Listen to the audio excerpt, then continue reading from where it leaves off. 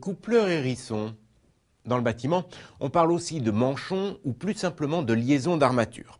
Alors je sais, quand on n'est pas de la maison, l'objet peut sembler anodin. Et pourtant, pour en arriver là, ce fut une longue histoire, une histoire faite de découvertes, de progrès techniques et aussi d'un peu de hasard. Avec un peu d'audace, on pourrait dire que tout a commencé avec les Romains. À l'ombre du Colisée, nos lointains cousins latins concoctaient une étonnante tambouille en mélangeant de la chaux, des argiles, du sable volcanique de Pouzzol et de l'eau. Ils obtenaient du mortier, l'ancêtre du béton. Bon, c'est vrai, la recette s'est ensuite un peu perdue dans les méandres de l'histoire. Mais elle est réapparue quelques siècles plus tard, directement dans la tête d'un certain John Smeaton, un ingénieur britannique. Puis, d'autres ingénieurs vont se charger d'améliorer cette recette. Et aujourd'hui, pour fabriquer du béton, eh bien, il faut du calcaire, de l'argile, une pincée de gypse, là on obtient du ciment, puis on mélange ce ciment avec de l'eau, du sable et du gravier, et là on obtient du béton. Mais revenons au siècle des Lumières, car à cette même époque, dans les hauts fourneaux, c'est une autre cuisine qui se prépare, celle de l'acier, subtil alliage qui, pour quelques grammes de carbone en plus, va renvoyer le fer à la préhistoire, et pour quelques grammes en moins, va reléguer la fonte aux salles de musculation. J'exagère à peine, car ce juste dosage de carbone permet en effet à l'acier d'être beaucoup plus résistant que le fer et beaucoup moins cassant que la fonte, de quoi lui trouver de nombreuses applications, et notamment dans le bâtiment. Bref, vous l'avez compris, à partir de la fin du XVIIIe siècle, béton et acier vont commencer à se croiser sur les chantiers.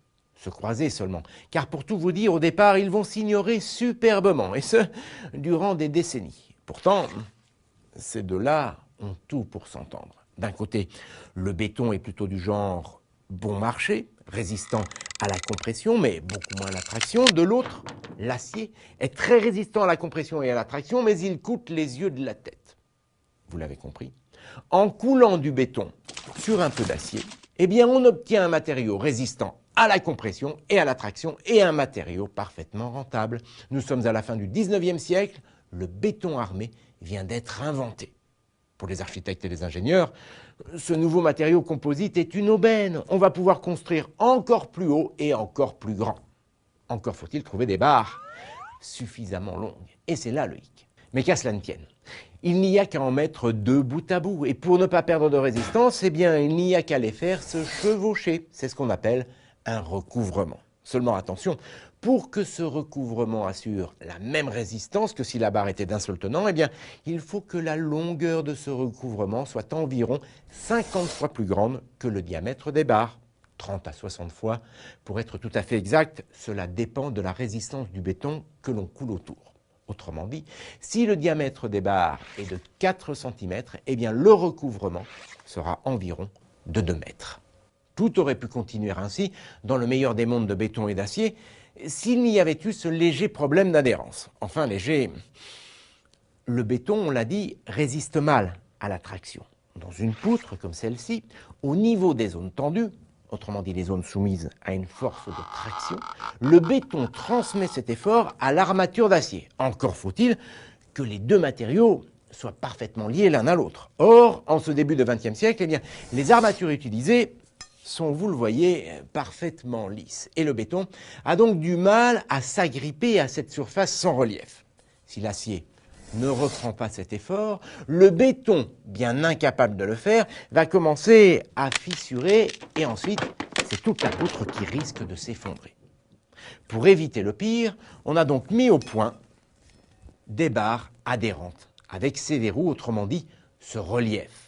Et on a perpétué la tradition des recouvrements avec ces nouvelles barres. La technique a d'ailleurs fait ses preuves et elle est même encore utilisée aujourd'hui sur de nombreux chantiers. Toutes ces barres qui sortent des murs n'attendent en fait qu'un recouvrement.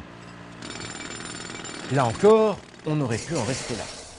Mais sur les chantiers, à l'ombre de quelques grues impassibles, et alors que les bétonnières malaxaient sans relâche leur pitance de gravats et de sable sous l'œil bienveillant de quelques placides tractopelles à peine perturbés par le doux ronronnement d'un marteau-piqueur bègue, quelqu'un s'est dit que ça n'allait pas, que la technique pouvait encore être améliorée.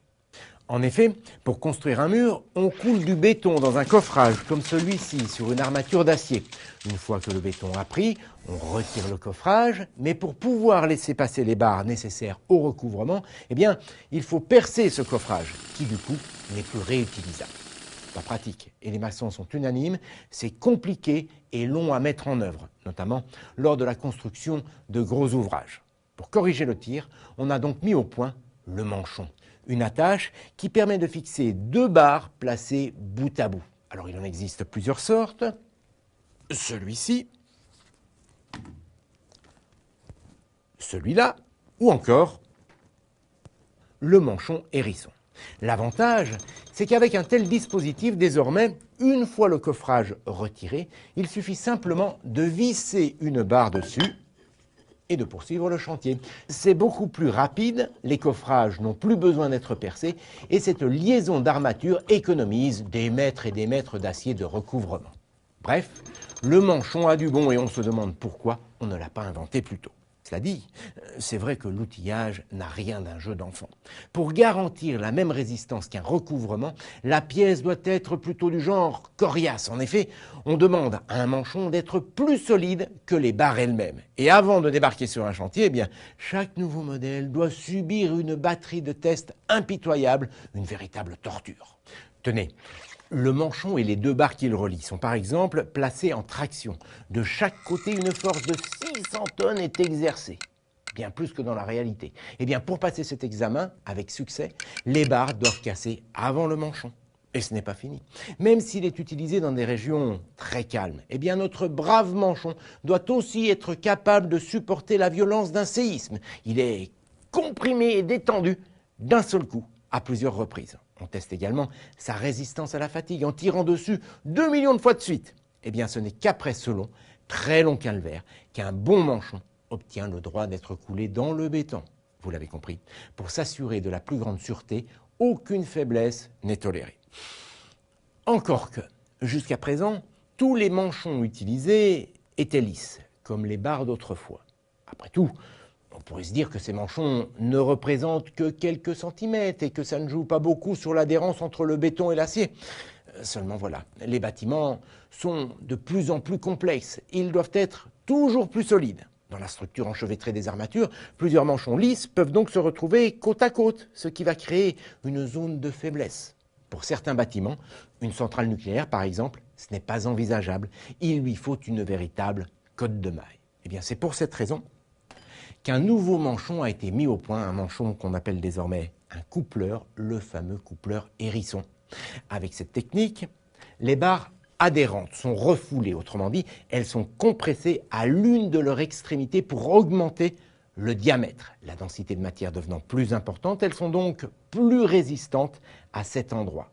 Puis, elles sont filetées pour pouvoir visser le coupleur.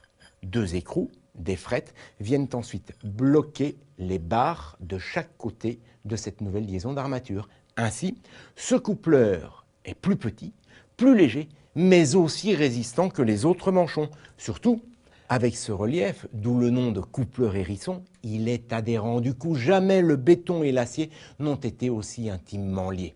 Il suffisait juste d'y penser. D'ailleurs, je me demande pourquoi ce n'est pas venu à l'esprit des Romains plus tôt. Ils n'étaient pourtant pas fous.